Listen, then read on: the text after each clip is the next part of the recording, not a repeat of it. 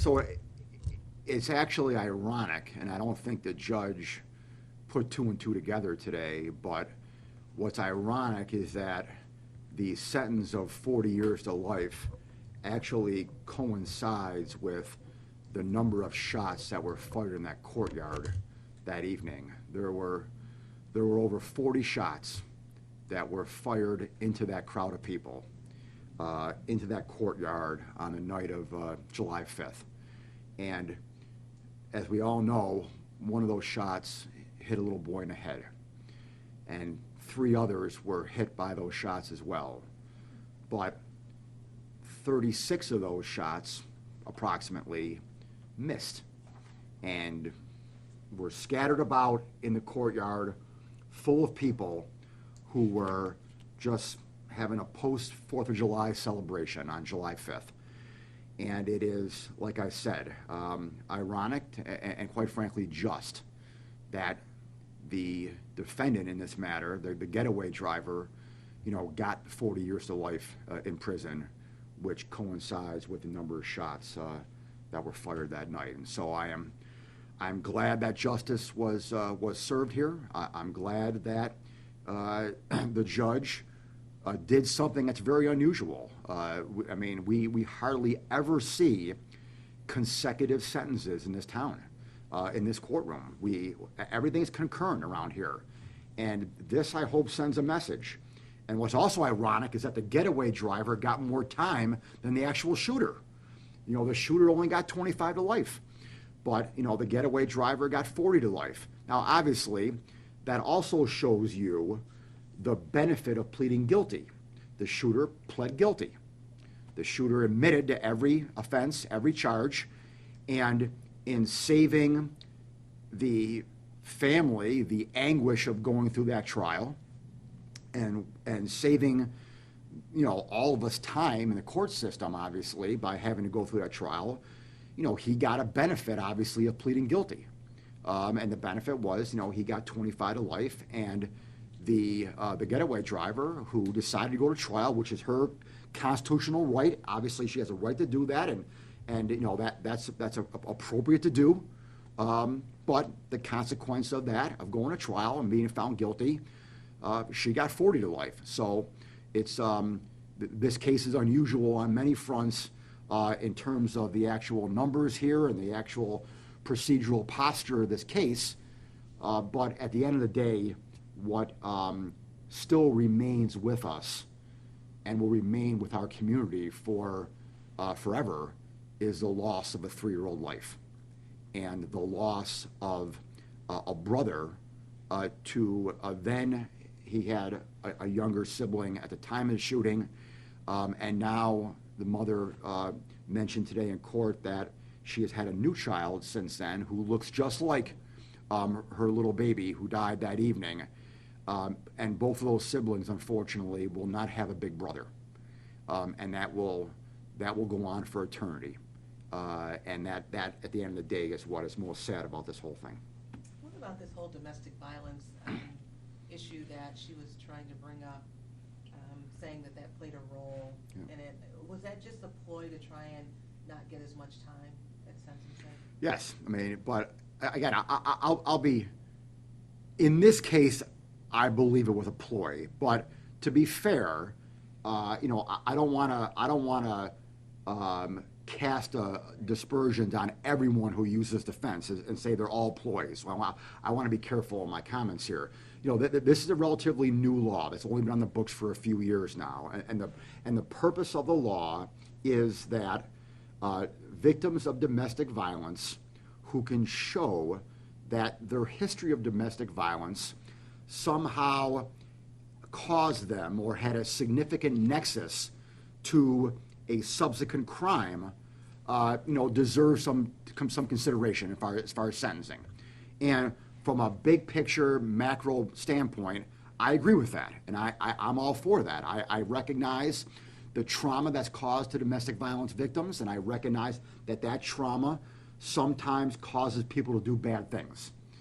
And so, on a big picture level, I am a proponent of the new law, and if there's a case that warrants it, I will definitely consider it. Again, to be honest with you, I'll be perfectly honest with you, in the past few years, I don't think I've found a case or I've consented to it yet. So I guess, that I'm kind of talking on both sides of my mouth there if I say that, obviously. But I mean, if there is a case in the future, I will definitely be open to considering that. This was not one of them, though. This was not one of them. She put the co-defendant, Daquan, the shooter, on the stand during the DV hearing, and the judge found his testimony not credible. He got up there and said that he had beaten her all the time, and he, admitted to domestic violence against her, et cetera, and the judge didn't find that credible. And neither do I, quite frankly. So in this case, it was definitely a ploy. In others, it may not be. Okay. And again, a getaway driver getting 40 years to life, more than the person who actually pulled the trigger. Yeah, she went to trial, and she was found guilty after a trial, and he pled guilty. That to me, I mean, again, I haven't talked to the judge, obviously, and the judge I don't think articulated her reasons why today, but by giving you an educated guess, I would make the guess that was why, because she went to trial and she rolled the dice, and she lost. If she would have pled, was there a cap on the sentence then? No, but if she would have pled, then I would have suspect she would have only got 25 to life.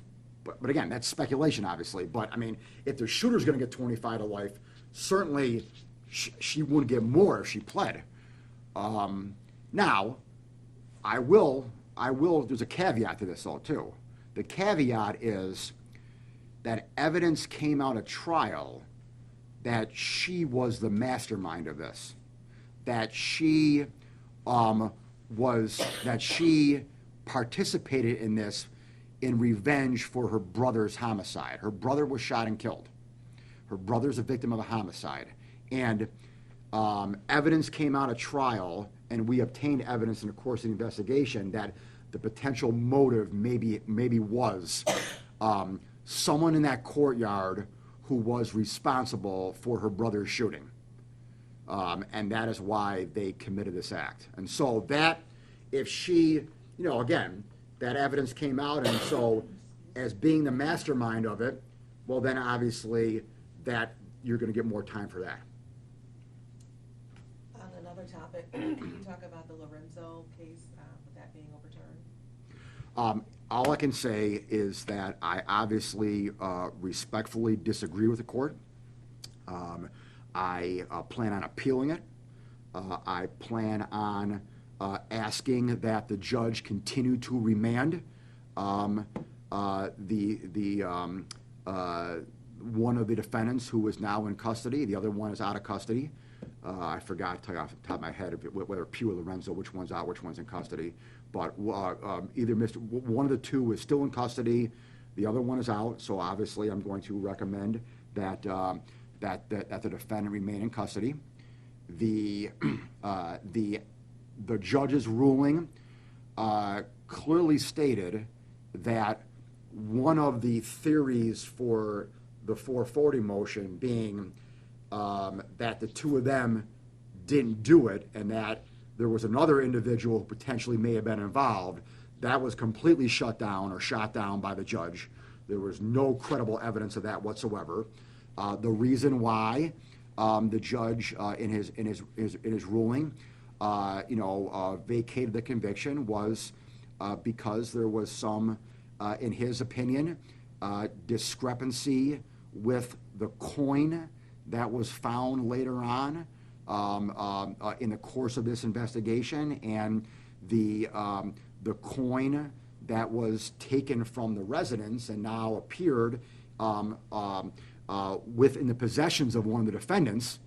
There was, the judge, there was a note that was in the former prosecutors who tried the case. There was a note in his paperwork that he had made a note, the prosecutor had made a note to himself about how someone had said that that wasn't the right coin or something to that effect. Obviously, I don't think that is a pertinent thing to this trial. Granted, that information, all discovery needs to be turned over to the defense prior to trial, and I recognize that. But, it's got to be pertinent, obviously, and I just don't believe that that's pertinent. And then the second reason for the judge's decision was some DNA evidence that came out that showed that these two guys, their DNA was not present in what they collected. Okay, well that doesn't mean they weren't there. Okay, I mean everyone who goes to a scene, they can be wearing gloves.